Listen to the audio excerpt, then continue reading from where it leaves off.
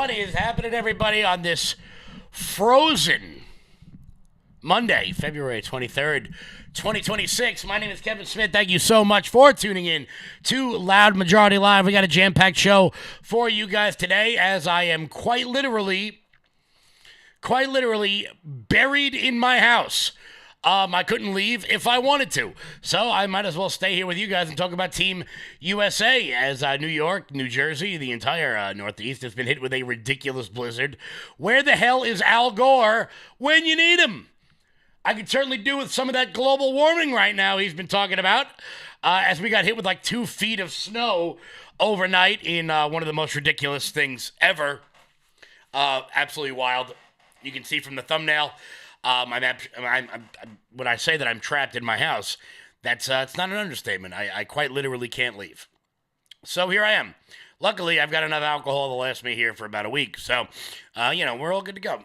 We're all good to go. Speaking of alcohol, the radical left lost their mind because Kash Patel had the audacity to have a beer.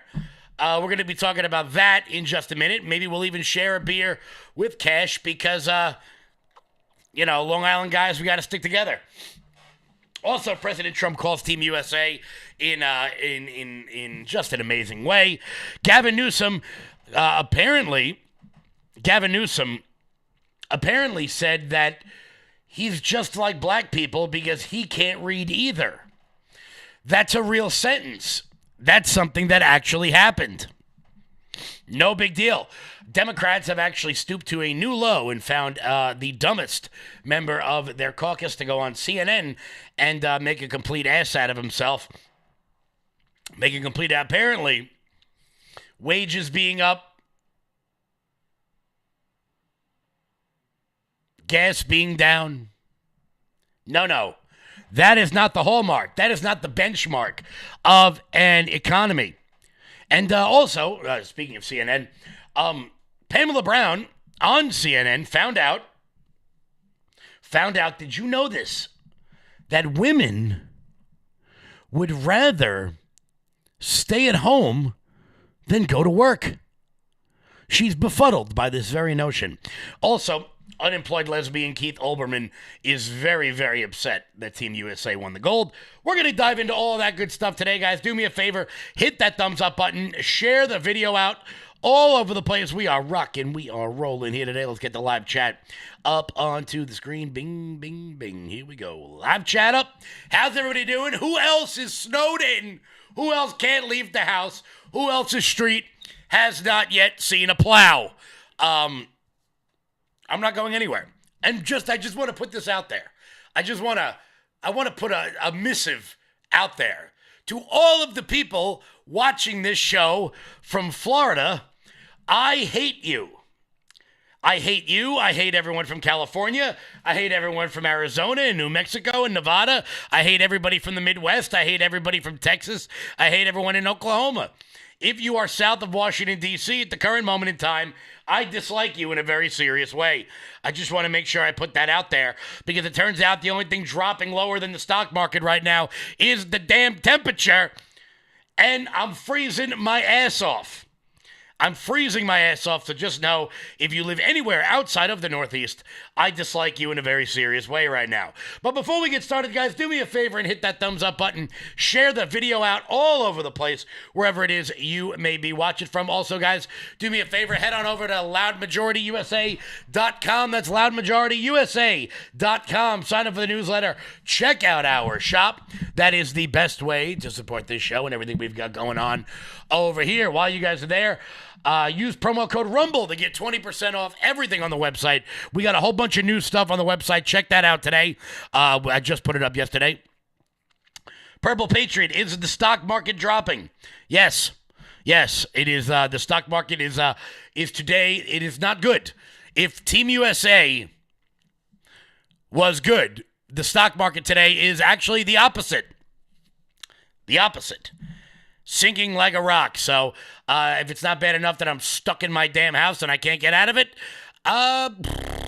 money out the window. But hey, things happen. So let's talk about Team USA, baby. It was great. Obviously, I can't show you any of the video because NBC are copyright Nazis. and they will take down anytime you post any sort of video of them because, whatever. They have no problem stealing other people's content. But if you use theirs, they'll zip that right down. So I'll just tell you what happened. Jack Hughes, baby, coming through with the golden goal in overtime against our annoying neighbors to the north who are completely ungrateful. Ungrateful for the tremendous amount of things we provide to them. Somewhere, Justin Trudeau and Katy Perry were crying to themselves. And that, of course, makes me incredibly happy. What else makes me incredibly happy was something that has upset the radical left in a very serious way. Turns out Kash Patel, Long Island boy, decided that he was going to go over to where the hell are they? No, in Italy, and watch the gold medal game. Now, the radical left is very upset about this. How could he do that on taxpayer money? Of course, none of them seem to care that Gretchen Whitmer was also at the game, but nobody noticed she was at the game. They call it disgraceful. They call it degenerative. They said, how could anybody in the world do what Kash Patel did? Sure, none of them mind when a Democratic staffer was having butt sex in the Senate chamber and then filmed it and released it to the world. Nobody minded. Nobody thought that was degenerative. Nobody thought when that transgender guy decided to show his giant fake titties on the White House lawn, nobody found that any sort of degenerative. Nobody was upset by that whatsoever. But God forbid a guy from Garden City has himself a little bit of fun.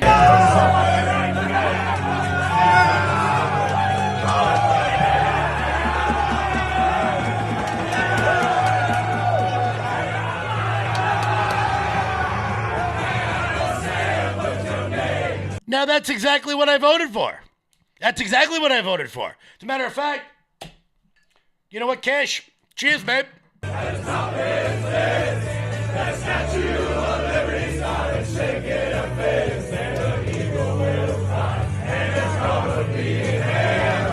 won't lie, I'm a little upset that he was drinking Michelob Ultra, but other than that, I'll live. You guys, this is really good, by the way, if you guys have ever had this.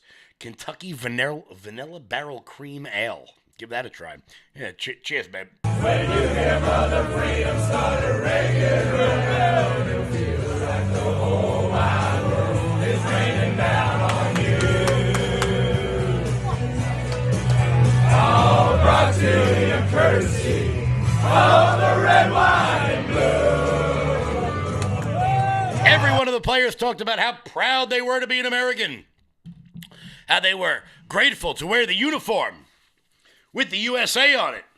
And this absolutely upset a vast number of people. Unemployed lesbian Keith Olbermann got really upset, saying that the men's team are just self-absorbed scumbag misogynists. Well, of course, Keith Olbermann hasn't been outside in quite some time. Nothing like a 60-year-old unemployed lesbian with a vitamin D deficiency to let you know that the women are cool, but the guys aren't. Keith, none of them like you.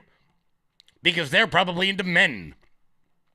But of course, that wasn't the coolest part of the whole thing. Kash Patel also later called the president of the United States, where Trump had a little bit of fun with the team, as he tends to do. Watch 1 minute, 1 minute, and by the way, your goalie played not bad.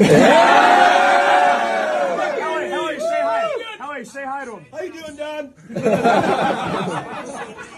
I have seen hockey goalies have slightly worse games. It's unbelievable, and you were all unbelievable.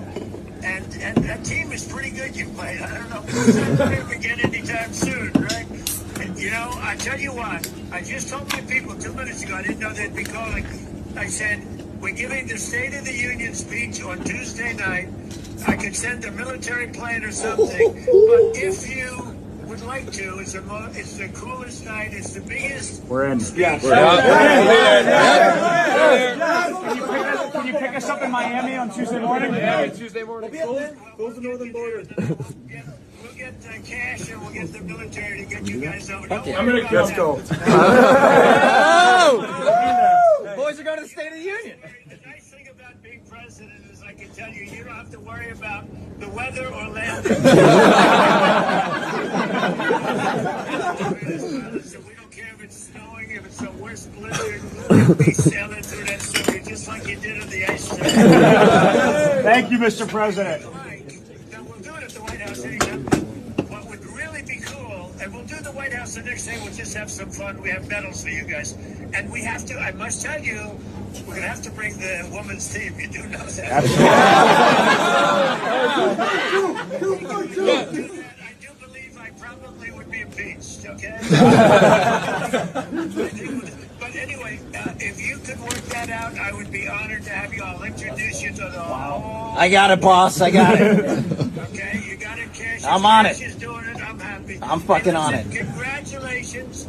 That was an unbelievable game. I don't know if one person that wasn't... Everybody that called me said, I'm watching the hockey game. You know?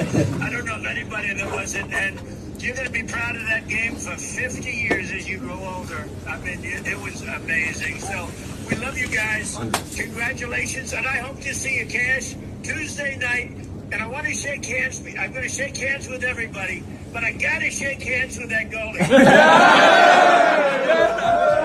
Tuesday night. We'll see you Tuesday night, Mr. President. See you Tuesday night. I'm driving the bus, boss. We're bringing the whole bus.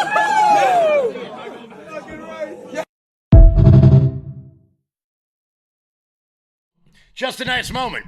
And of course, that naturally upset everybody on the radical left. Oh no, I can't. Can you believe it? President Trump is honoring her. Look, first off, they beat our biggest rival. Hockey is Canada's sport, or at least it used to be. Team USA hasn't won a gold medal since 1980, since the Miracle on Ice. It was a great game. I want to be clear, the U.S. had no business winning that game. None whatsoever. As President Trump said, the goalie was unbelievable. I think, what did he say? 41 of 42 shots. Perhaps maybe we could, lay our bodies down on the line in the slot. Just, something to think about. It was a wild game. It was a great game. Woke up at the crack of dawn to watch hockey. And I'm excited that the boys won.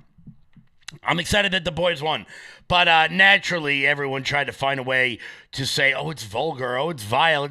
Look, all right, I want to be clear. You appointed a guy from Garden City, Long Island, to be the head of the FBI. I promise you, following a hockey game, he's having a beer. And a genuine beer, not like an Elizabeth Warren beer or like a forced Kamala Harris on Stephen Colbert beer. Slamming Mick Ultras like one of the boys. That's just how it is. Right now, actually, we're awaiting Team USA to come. I think they're getting off the plane in a minute. We'll bring you guys that. We'll bring you that live as it happens. Team USA landing in Miami. Hopefully, they can bring some of the warm weather with them, so that I can get out of my house. But once again, congratulations to the boys and to the girls from Team USA taking home the gold. It was they were both tremendous games. They were great. I think what made them even better was the reaction, like how Democrats will cheer for someone that hates America, but Jack Hughes, who comes out and says that he actually enjoyed playing the game. You got the Kachuk brothers on the ice. They brought out the two kids of one of their former players that ended up dying and getting hit by a drunk driver while him and his brother were cycling. It was just a great event. First time in 46 years we won the gold. So naturally, Democrats really, really didn't like it because they're all miserable. So I've never really been a big hockey fan, to be honest with you. It's the only sport I didn't play growing up. But, it's nice to see. Also, I'm very happy the Olympics are over. Very happy. I won't get to watch curling for another 4 years, but I'm really sick and tired of hearing about mediocre athletes who hate this country and apparently are not very good at their sport. Yeah, I'm talking to you, Amber Glenn, even though I already forgot who you are. I guess now on to the World Cup. The only, the running joke that nobody cares about hockey, even less people care about soccer. I'm that one person. So if you're watching this, you should probably prepare yourself for World Cup updates when that starts this summer. But let's get to the news, because there is a massive amount of news that we're breaking over the course of the weekend, with Democrats planning to boycott the State of the Union. Gavin Newsom saying he's just like black people because they can't read. An idiot goes on CNN. There's a whole mess of them. Before we get to that, here's Jeremy. Hey, everybody. If you're not familiar with then let me introduce to you Armor Colostrum. Now, I didn't know what colostrum was up until a few years ago. I'd never even really heard of it. And then my wife turned me on to Armor Colostrum. And what colostrum does is it helps regrow your hair. Not going to lie, that's the reason that I started looking into it. But then I started noticing some other things that I could benefit from. I used to get acid reflux very badly. I used to bloat very badly. It felt like I was 10 or 15 pounds heavier than I was until I made Armor Colostrum a part of my everyday schedule. And now things have changed so very much. Let me introduce to you what Armor Colostrum actually does and what it looks like. In a study measuring immune cell response to toxin, Armor Colostrum performed 32% stronger and faster than other colostrum companies. 400 plus bionutrients activated in your life, in your body, to help regrow hair, strengthen your gut health, regrow your nails, toenails, and fingernails healthy, get rid of fungus, stop bloating, and more. And now you can get yours right now for up to $18 off each and every purchase at tryarmra.com. Promo code LFATV. Click the apply button once you've entered the code and watch your discount fall off. That is tryarmra.com/LFATV. Order now. Guys, head on over to tryarmor.com/LFATV. That's tryarmor.com/LFATV. So tomorrow is the State of the Union. It is both the funniest and most annoying part of government, where we all get together and listen to the president speak for like 2 hours. Half the room will bitch, half the room will cheer, and then we'll all move on. But it's always queued up for exciting moments, like when Congressman Pimp Kane decided to get thrown out of it last year. But some Democrats have decided they'll be boycotting the State of the Union. Good. We don't want you there. No, 100%. And that's exactly what President Trump can do, because this is the message that Republicans are going to take out to the midterms. The notes in which he echoes tonight will be exactly what you hear Republicans say on the stump. And you keep in mind, this is a president that's going to be out there as almost as if he was running for election. They're going to have him on the campaign trail. I'm expecting the president to deliver in a way in which the American people expect him to, presidentially, and tell them what's in it for them. What has he done over the course of a year? And I can tell you, he's accomplished a great deal cleaning up the mess of Joe Biden's presidency, but there's much more to be done. And, you know, the State of the Union sometimes is a little boring, particularly when Joe Biden is doing it. But last year, the State of the Union was pretty funny when we got to hear about all the money we were wasting all over the world. $40 million to improve the social and economic inclusion of sedentary migrants. Nobody knows what that is. $8 million to promote LGBTQI+ in the African nation of Lesotho, which nobody has ever heard of. $60 million for indigenous peoples and Afro-Colombian empowerment in Central America. $60 million. I hope we get more of that. Hope we get more of that. More ridiculous money being spent in countries that aren't ours. So sometimes the State of the Union does have a little bit of zest to it. But every once in a while, right before the State of the Union, let's see, is this, are they there yet? I wonder if they'll take questions when they get off the plane.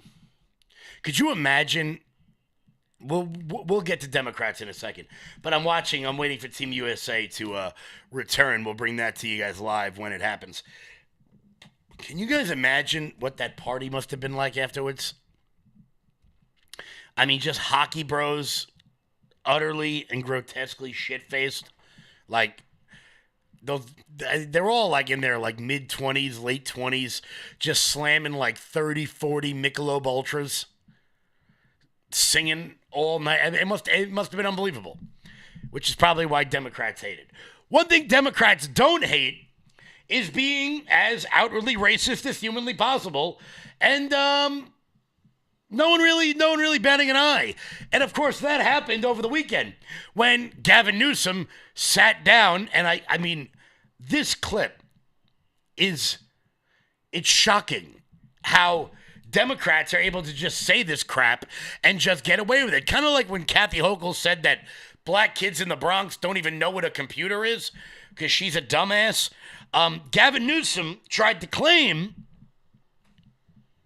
that he's just like black people because he got a 960 on his SATs and he can't read. I want to be clear. I'm not saying that. He said it. I'm not trying to impress you. I'm just trying to impress upon you. I'm like you. I'm no better than you. I'm a 960 SAT guy. And I'm not trying to offend anyone, trying to act all there if you got 940. But literally a 960 SAT guy. I cannot, you've never seen me read a speech because I cannot read a speech. Maybe the wrong business to be in. What? I'm just like you because I can't read?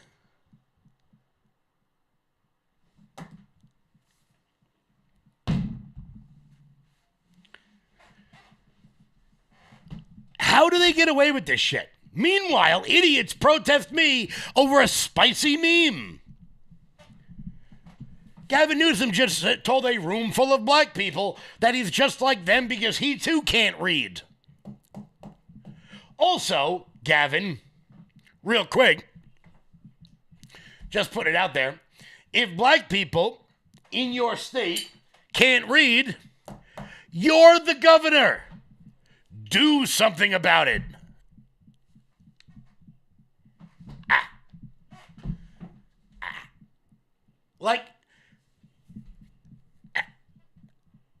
I don't know. How do you just get away with that? That's going to be the good, you know what? That's going to be the political motto, the political tagline for 2028. Newsom for president, I can't read.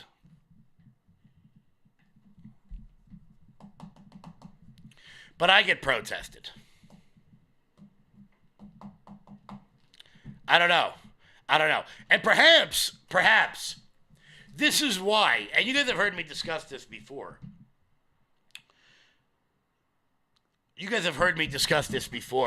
About why 2028 is so important.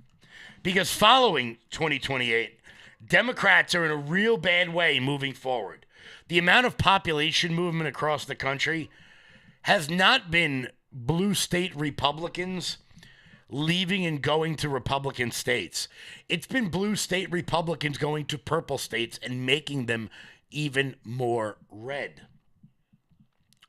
If we're able to win in 2020, look, guys, I've long said that I think 2026 is going to be a wash. I think Republicans are just really genuinely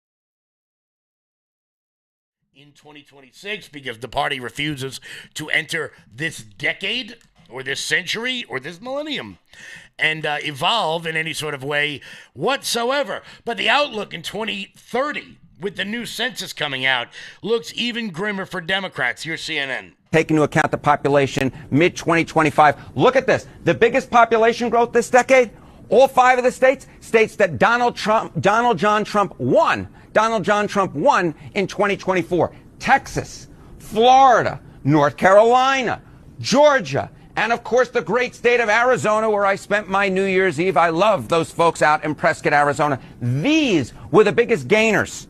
The biggest gainers in terms of population compared to the 2020 census. Now, it's not just a red state boom. This is what we're looking at. We're looking at a red state boom here. But it is not just a red state boom. We're also looking at what I would dare call a blue state depression. Because who are the people? Who and where are the people moving from into the red states? Well, they're blue states. They're blue states. Take a look here. The lowest domestic net migration this decade.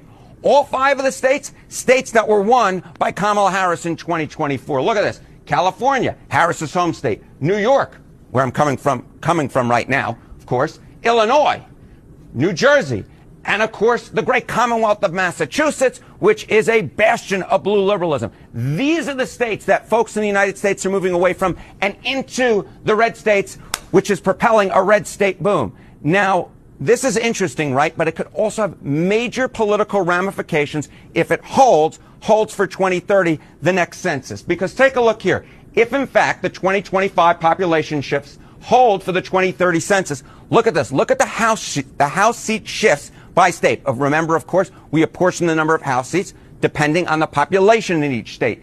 If, in fact, the 2025 population shifts hold for 2030, states that Kamala Harris won, they would lose 7 seats in the United States House of Representatives. The states that Donald Trump won in 2024, they would gain 7 seats. Now, this isn't just about the House of Representatives, right? It's also about the Electoral College, because the number of electoral votes that each state gets is equal to the number of senators. Each state, of course, has 2, plus the number of House seats that they have. So what would this mean for the House of Representatives? Well, if you remember back in 2024, right, it was all about, we were talking about the blue wall. If Kamala Harris could win the baseline Democratic states and then add in the blue wall states of Michigan, the Commonwealth of Pennsylvania, and Wisconsin, she would get to 270 electoral votes. But if all of a sudden we, in fact, have applying the 2025 estimates, the population estimates, to the Electoral College, the blue states plus the blue wall of Michigan, Pennsylvania, and Wisconsin would no longer be enough. Under the current estimates, you get to exactly 270 electoral votes, the minimum needed to win the Electoral College. If, in fact, you apply the 2025 estimates, look at that. You would only get to 263 electoral votes if you were a Democrat, which would mean a Republican victory. So what does that mean? That means based on the population movement over the course of the last several years, if Democrats win the states that they traditionally win, that sort of blue wall, that Rust Belt area of Pennsylvania, Wisconsin, and Michigan, they'd still lose the presidency, which means they're going to have to flip a red state. And not only flip a red state, but flip a big red state. If they're able to flip one of the Dakotas or Idaho, or Utah, that's not going to matter. That's not going to matter. 2028 is the ball game. I don't mean to write off 2026, but it seems like the writing is on the wall. Politics is a long-term game, and you better be ready to win that long-term game. I'll say it on the show. I've said it on the show before. I'll say it again. What exactly are you doing to get involved? Because even Democrats are beginning to notice that maybe things are a little bit out of control in these blue states. They're overtaxing, they're overpromising, they're underperforming. Things got so bad that even Fareed Zakaria is coming out warning Democrats that you better shape up or you're going to be in a lot of trouble. New York is really a prime example of a problem Democrats seem unwilling to confront. Blue cities are out of control, promising more, spending more, delivering less, and pushing off the fiscal problems to some future day. Take Los Angeles, another one-party metropolis wrestling with affordability and disorder. The city's homelessness budget for fiscal year 2025-26 totals about $950 million. The LA Homelessness Services Authority reported that in 2023, homelessness was up 9% countywide and 10% in the city. And a 2024 AP account noted that homelessness has surged 70% countywide since 2015 and 80% in the city. All this amid public frustration despite billions spent. An audit reviewed $2.4 billion in city homelessness funding and found that officials could not reliably track where it went or what it achieved. Or take Chicago, with a mayor whose approval rating is deep underwater, where the pension promises are so large that they will surely bankrupt the city at some point. What is the theory of good government here? If the answer is keep adding programs, the city will keep producing unaffordability, because unaffordability is what happens when government becomes a machine that grows faster than the society it governs. Zohran Mamdani's basic instinct is correct. Focus on affordability, especially housing. but not by providing government subsidies. These only seem to have driven up the cost of rent, as subsidies naturally do. The city's rental assistance spending rose from $263 million in fiscal year 2020 to $1.34 billion in the most recently reported fiscal year. That is a 5 times increase in a handful of years, and housing costs only got worse. Of course they did, because subsidizing housing is not lowering housing. Those words are not the same thing, but Democrats don't seem to understand this. It takes me back to the oldest story. Well, not the oldest story in politics, but the oldest story in quite some time in politics. In the 1960s, NASA spent millions and millions and millions of dollars, under Democrats, to develop a pen that the astronauts could use in space, because you can't write upside down. Do you know what the Russians did? They just used a pencil. It turns out throwing money at a problem doesn't fix the problem. But Democrats don't seem to understand that. Zoltan, figured that out the hard way over the last couple of days here in the city of New York, where he urged New Yorkers to sign up to make extra cash by shoveling snow. No. He even did it so much as to say that if you were to do it, you got to get paid $19 an hour. That's right, baby.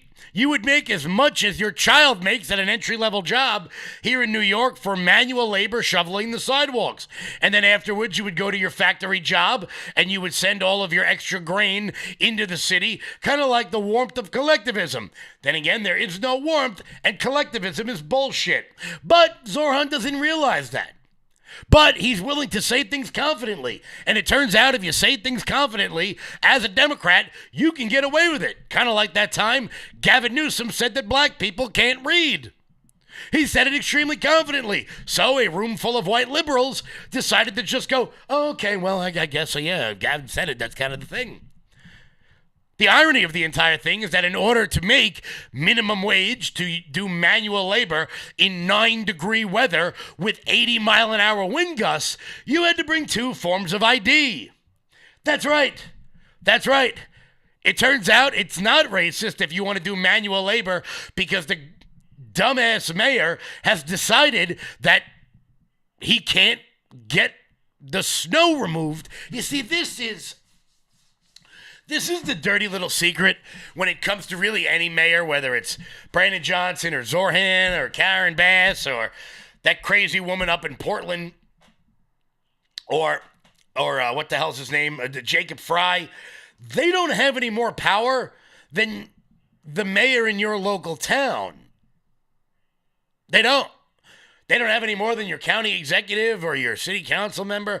They just represent more people. And when you're the leader of a municipality, your job is to clear the snow,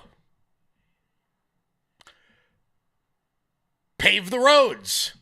It is not to implement a global agenda, implementing a new form of Marxism, or allow an Islamic takeover of your city, which we also got to see over the weekend. That was lovely. Call to prayer in Times Square. A literal call to prayer happened in Times Square. Oh, what could go wrong? What could possibly go wrong with that?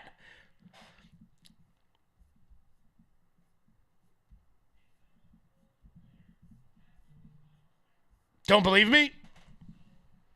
Oh, here we go.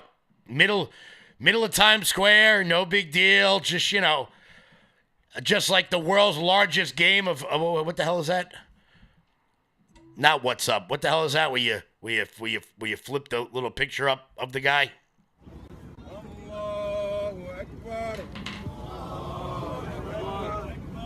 Zoran, this isn't your job to implement. Your job is to clear the snow, but you can't do that.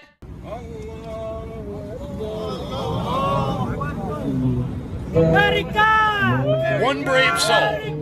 America! USA! There. One guy.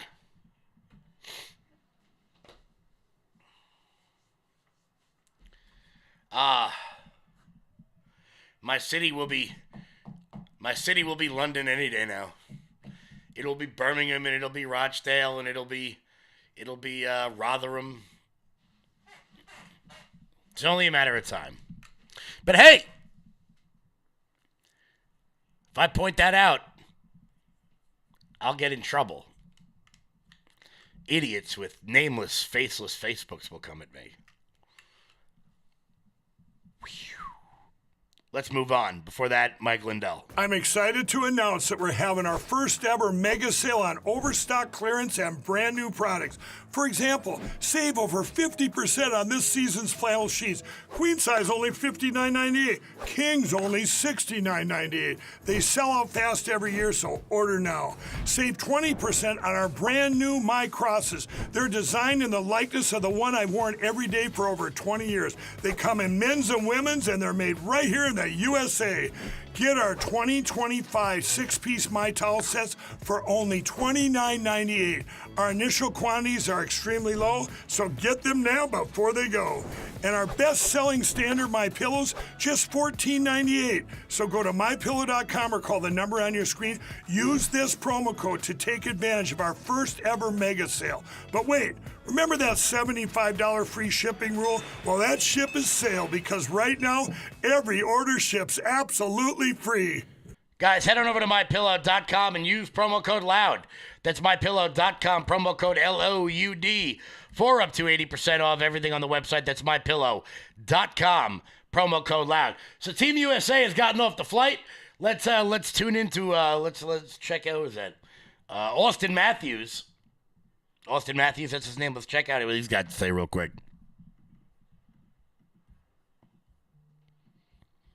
Sound right now from Captain Austin Matthews. Let's listen in right now on Live Now. It's good to be home and celebrating with the guys, our families last night. It's special. It means a lot. Can you show us your medal? One right here. There you go. What's the one right here? Austin, has it sunk in yet?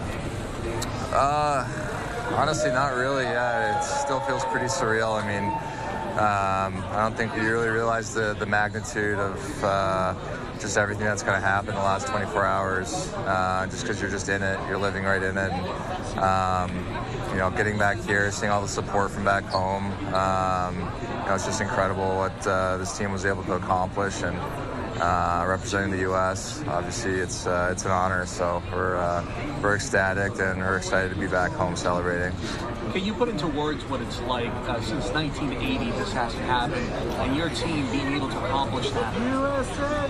Yeah, it's special. I mean, it feels like it's it's been too long. I think the U.S. has been knocking on the door for quite a long time. It's been some time since we've had some best on best tournament as far as the Olympics go with NHL players in it. So we got a taste of it last year with the Four Nations, and I think it just made everybody extremely hungry and motivated to come here, go to Italy, and get the job done. Like you said, it's been a long time, and it's great for the United States. It's great for the game of hockey in America, and it's pretty special just to be a part of that.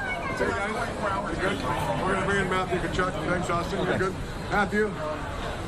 Matthew, that was beautiful what you did for Johnny. Matthew, that was beautiful what you did for Johnny's kids. Tkachuk. Matthew, what's the last 24 hours been like? It's been a whirlwind. It's been amazing. It's a dream of ours. It was such an amazing way to unite the country. We felt the support being across the Atlantic, and now being back on home soil, we can feel it the second wheels hit the ground. So excited to be back in the greatest country in the world, and so excited to celebrate. Matthew, are you guys teammates yet? Just in line after the game, but no, they have their own plane back here, so I'll see them in a few days. Matthew, how are you guys going to celebrate here in Miami? We are spending the day here today, and then off to D.C. tomorrow, and then I'll be back in Lauderdale on Wednesday. You guys go to the Union? I don't know exactly what our plan is yet, but One right here, Matthew, one right here, buddy. Matthew, that was really nice for you. It'll be a little bit different. But I've played against my teammates before, whether it's Four Nations or going back to other international stuff for World Junior. So it's a little bit weird, but nothing too different. Matthew, has it sunk in yet that you guys just did what you did?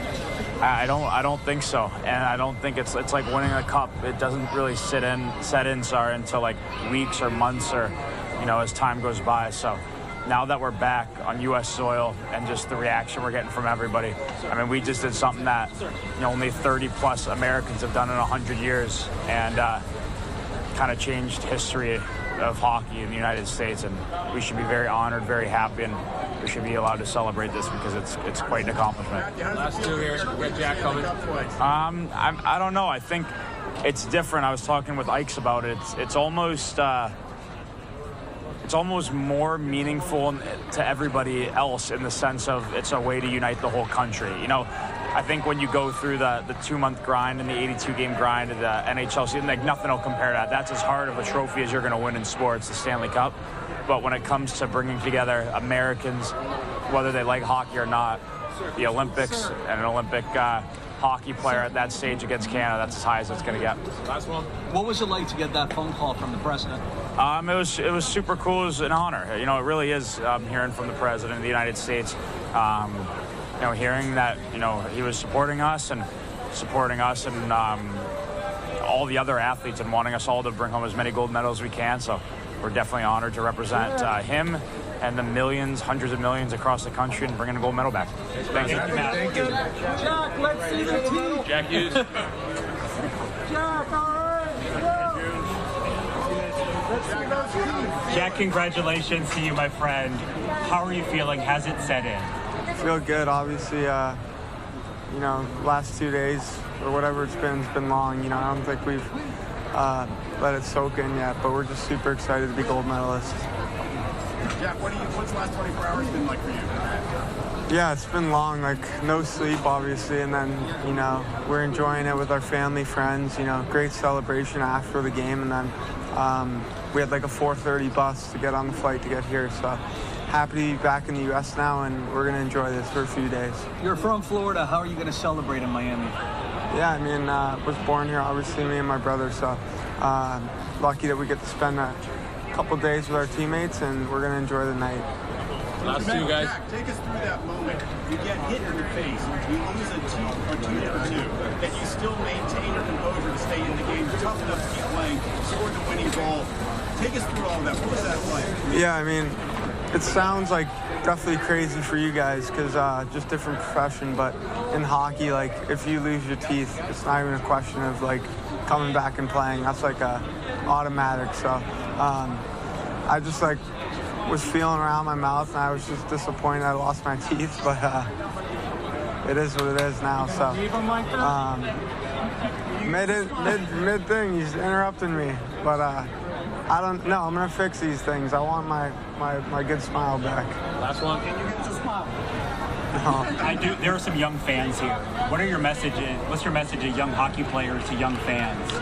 Yeah, like that was the best. Honestly, the gold medal. It's so important for us because we worked so hard to get to that point, and it's for us. But the best part is for like I was saying this, the day of the gold medal. It's for all the guys that have come before us, and all the young kids that are going to come after us. So, just like when I was a kid, I was growing up dreaming of being where I'm at now. And in 10 years, there's going to be another Auston Matthews. There's going to be another Matthew Tkachuk and another Quinn Hughes. So that's why we play, and we want to, leave USA Hockey in a better place than it was when we first got there. Thanks, Jack. Thanks. Thank you. Now, that's just a team you can get behind right there. No bitching, no virtue signaling, no talking about the importance of representing the community. Just, people out there doing what they need to do. Doing what they need to do, going out there, getting the gold. Couldn't be happier for the boys. Couldn't be happier for them. So I love how they all couch. Well, how are you going to celebrate in Miami? How do you think they're going to celebrate? They're going to go to the hotel, they're going to drop their stuff off, they're going to go to the Fontainebleau, and they're going to get bombed. They're hockey bros. It's what they do. It's what I would do. Hey, Who wants to make fun of CNN for a little bit? We got about 13 minutes left in the show, so let's make fun of CNN, because why the hell not? Before we get to that, guys, head on over to lfatv.us. That's lfatv.us. That's your home base, your mothership, your landing pad. For all things LFA TV related, check out the LFA TV store. And while you guys are there, consider becoming a monthly donor over at LFA TV. That's how we keep the lights on over here. We can't do it without your support. This is user-generated content, and we do always appreciate what you guys do for the network, guys. LFATV.us. That's LFATV.us. So, CNN, God love them. God love them. They're running out of people. They're running out of Democrats for Scott Jennings to eviscerate. They found this guy. I don't know what his name is. I don't know who he is. I think he's from Tennessee. I think he's one of those representatives that got expelled from the Tennessee House and then got reelected or something. He says we need to get rid of ICE, which, is a normal Democrat talking point. But like most Democratic talking points out there, when presented with a basic question, they cannot answer it. Cue Scott Jennings. We have to abolish ICE. We have to abolish the Customs and Border Patrol in the way that they currently exist and replace them with something that actually does the work that we need for them to do, and that is effective at holding these people in this administration accountable. I'll tell you what the work is not. The work is not killing American citizens. You said the work we in need our them to community. do. I'm interested in your opinion. What is the work that we need them to do? Absolutely. One, the work is not killing American citizens. No, it's what not is the work we need them to do? Well, first, let's look at what they don't need to do. They don't need to go into communities like Memphis, Do they need to Tennessee, deport illegal aliens? where they're currently terrorizing and deport traumatizing illegal our aliens? communities. What we also need Can to you make say sure it? is that we have elected officials who are creating a pathway of opportunity for people who are currently undocumented. Do Because we the truth need of a the matter federal is, law enforcement agency to deport illegal aliens, yes or no? we do need a federal law enforcement agency that deals with immigration, that doesn't kill To deport people. illegal What aliens, we yes do or no? also need is laws that make sure that people Is who there are a single illegal alien undocumented- that you would deport? this is what I want you to focus one. on. Is This there what I want one? you to focus on. There are a lot of people in this country and in this community, in our communities, there one? that have done so much to make them better, and we need to be prioritizing So the how answer we is create no? opportunity and Is this the access for Democratic them position to for be there. 26? The That there are Democratic no position illegal in aliens that should be 26 deported? The Democratic position in 26 is that we don't terrorize American citizens, we don't terrorize undocumented If you were people, advising and we Democrats in don't kill 26, would you people advise like them to Alex answer this Freddie question and this Renee way, Good. that you can't say there is a single illegal alien that should be deported by the federal government? What is shocking to me is that you think you can narrow the challenges of It's not narrow, it's broad. immigration, There's 20 million that you can here. challenge the issues of immigration into one yes or no question, when the reality is the policies and practices should we follow of the law this is the yes or no administration have led to the deaths of American citizens and has not produced the results that No we want. deportations. That's the Go ahead. Democratic position. Naturally, Abby Phillip has to jump in and cut off Foxy Cleopatra because he's a dumbass and can't answer the question. I'll tell you what they don't need to do. I don't want to know what they don't need to do. I want to know what they need to do. But he can't answer it. But look, when it comes down to it, when it comes down to brass tacks, guys, this Trump economy is a disaster. It's a disaster. And how do you know it? How do you know it? How do you know the Trump economy is a disaster? Well, gas prices are down, real wages are up, tax returns are higher than they've ever been, workforce participation is higher than it's ever been. Things are going well, but Foxy Cleopatra over here found one little nugget that might not work out. We don't have good public transportation systems. You're looking at the cost of a lemon going up from 83 cents 3 months ago to $1 now. Like, people are struggling. Even utility costs are going up for people, and the cost that they're paying for public. Lemons are higher. Oh, Jesus, man, I tell you. I was thinking about buying a house. But then I found out that lemons cost a dime more than lemons. I mean, I don't know how I'm gonna make it. I don't know. I'm gonna have to start an OnlyFans just to supplement my lemon intake. Shout out to Lydia Moynihan, who is sitting next to him, who somehow found a way to not spontaneously combust at the aggressive idiocy of that lemons.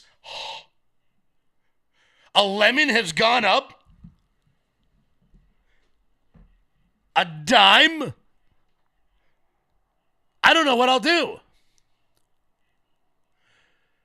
I guess we'll have to have chicken parm instead of chicken fried cheese. I don't know.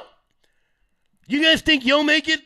You think like, I know a lot of people are upset that maybe we aren't getting exactly everything we voted for. But I know damn well that when I went to the ballot box, the absolute last thing I was thinking about was the price of lemons.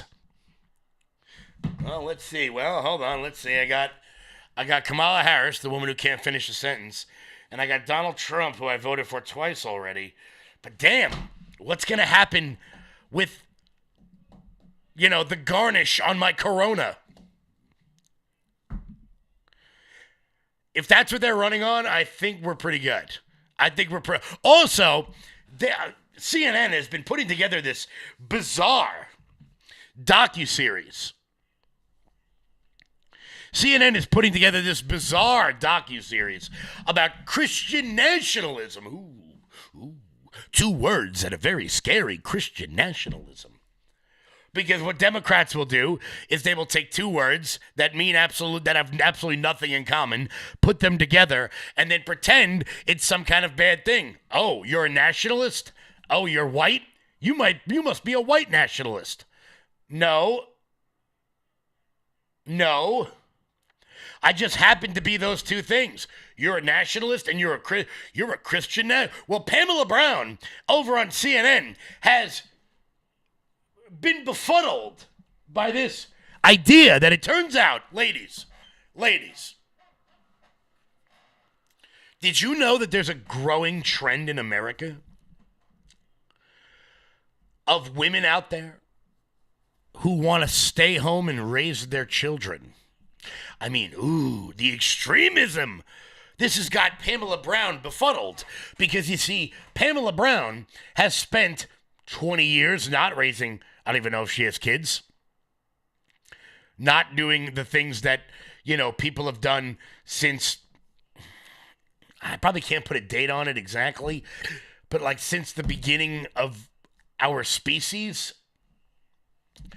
Pamela Brown has spent a career getting to the point in which she is at in life so that she can be on daytime CNN and talk to 20, maybe 25,000 people. It's a very great privilege to be speaking to you today, and I do thank God for the opportunity. In addition, I'm very grateful to the Secretary of War, Pete Hegseth, both for starting this meeting and for inviting me to be here with you today. That pastor you just heard is Christ Church Senior Pastor Doug Wilson. He presided yesterday over a prayer service at the Pentagon, a voluntary event implemented last summer by Defense Secretary Pete Hegseth. Hegseth himself is a follower of Wilson's and praised him for the service yesterday. The Department of War's Rapid Response account posted an image of them together with the caption, "We are one nation under God." Well, Pastor Wilson leads a growing network of conservative Christian churches and preaches a strict biblical interpretation of various issues. His followers are taught to follow specific gender roles where wives submit to their husbands and make being a mother and homemaker their primary role, while the husband acts as the head of the household and makes the executive decisions for the family.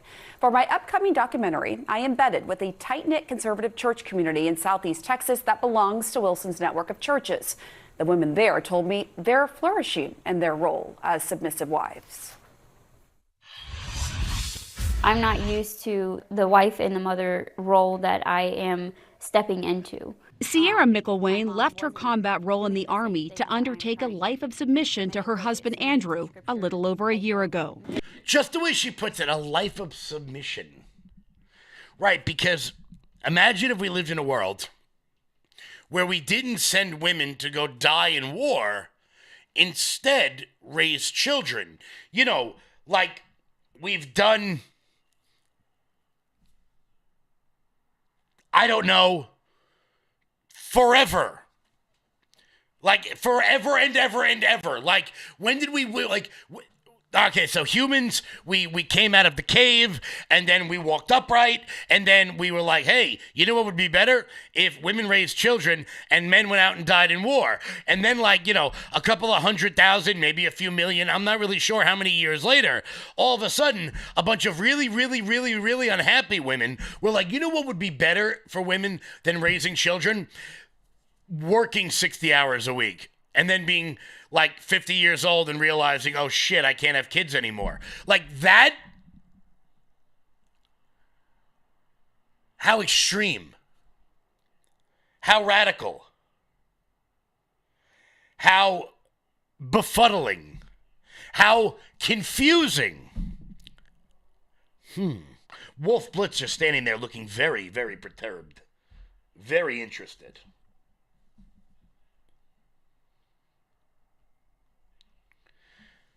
It's bizarre.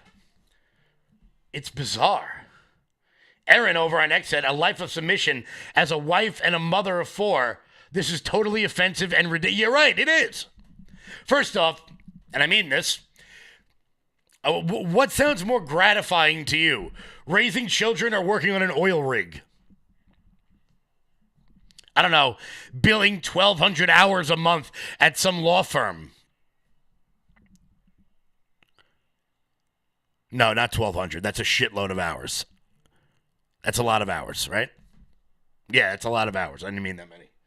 Hey, maybe you did bill 1,200 hours. Maybe you work for Fannie Willis. Who knows? But I don't know.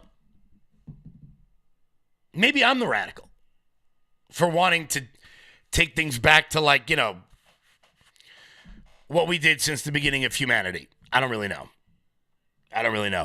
Guys, we got a couple more stories we're going to get to here. Hannah Faulkner is running a little bit behind, so make sure you guys keep it locked in here. Also, guys, do me a favor and head on over to loudmajorityusa.com. That's loudmajorityusa.com. Sign up for the newsletter. Check out our shop. That is the best way to support this show and everything we've got going on over here. Also, if you guys wouldn't mind, I put a link in the chat. If you guys wouldn't mind just checking out that article, a new article has come out to deal with Medicaid Advantage. The Medicaid Advantage majority. President Trump signed an executive order to protect Medicaid Advantage, yet some government bureaucrats now want to cut it. Check out that article. Share that article out if you guys wouldn't mind. It really does help out the show. Check that out everywhere. Thank you all so much. I really do appreciate that. Once again, we moms in the 80s were looked down on for staying home with our kids. Yeah, you're right. A lot of women were. And somehow, and look, there's nothing wrong with it. You want to go to work, go to work. But it's like this sort of, and you want to know who agrees with this notion? Elizabeth Warren.